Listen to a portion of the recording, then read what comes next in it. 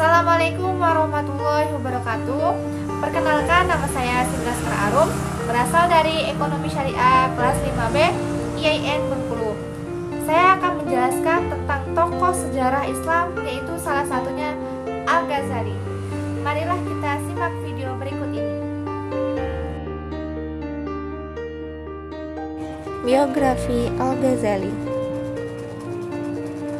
Nama lengkapnya adalah Abu Hamid Muhammad ibnu Ahmad Al-Ghazali Al-Tusi bin Ahmad Al-Ghazali, bergelar Hujjat al-Islam Zainu ad-Din Al-Tusi Al-Syafi'i.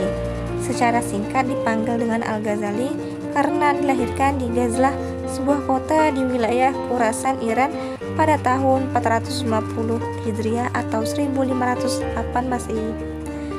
Ayah Al-Ghazali adalah seorang pemintal kain wol miskin yang taat, menyenangi ulama, dan aktif menghadiri majelis-majelis pengajian.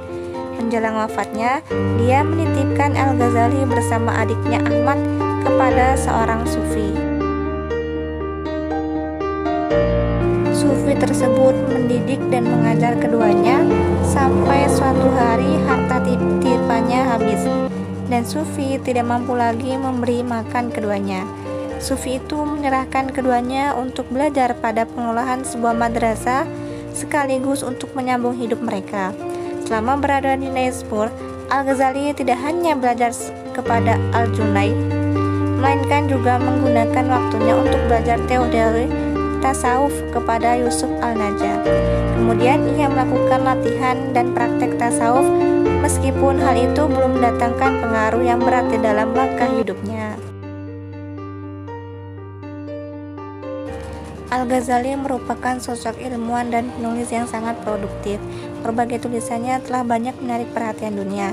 Karya-karya penting Al-Ghazali meliputi 1. Al-Munqidh bin Ad-Dalal, penama dari kesesatan; Ihya Ulumuddin, menghidupkan kembali ilmu-ilmu agama; Kitab Asy-Syifa, kitab kebangsaan, modernitas, dan keyakinan; dan terakhir At-Tibral Masbuk fi Al-Nasihah Al-Muluk, logam mulia, batangan nasihat tentang para pengusaha.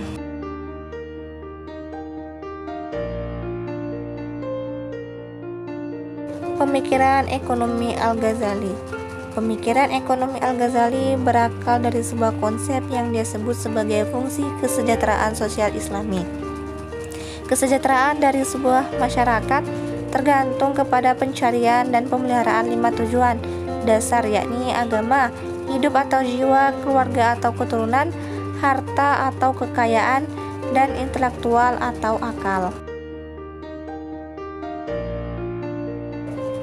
3 alasan mengapa seseorang harus melakukan aktivitas ekonomi, yaitu untuk mencari kebutuhan hidup, untuk mensejahterakan keluarga, untuk membantu orang lain yang membutuhkan.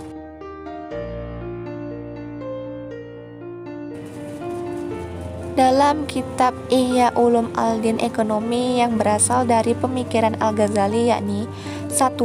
Pertukaran sukarela dan evolusi pasar; 2. Aktivitas produksi; 3. Evolusi uang dan barter; 4. Peranan ekonomi dan keuangan publik; kedamaian; 5.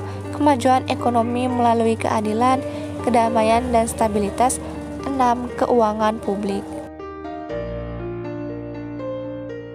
Pemikiran sosioekonomi Al-Ghazali.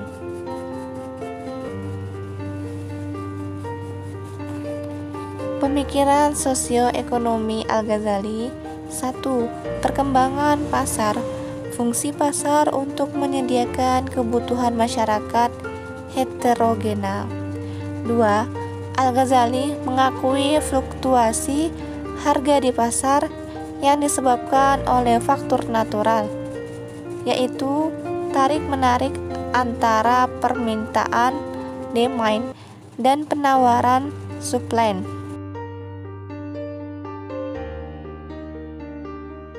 Cukup sekian penyampaian materi saya tentang sejarah tokoh Al-Ghazali. Apabila ada kesalahan, saya minta maaf, dan kepada Allah saya mohon ampun. Wabillahi taufiq wal hidayah. Wassalamualaikum warahmatullahi wabarakatuh. Terima kasih.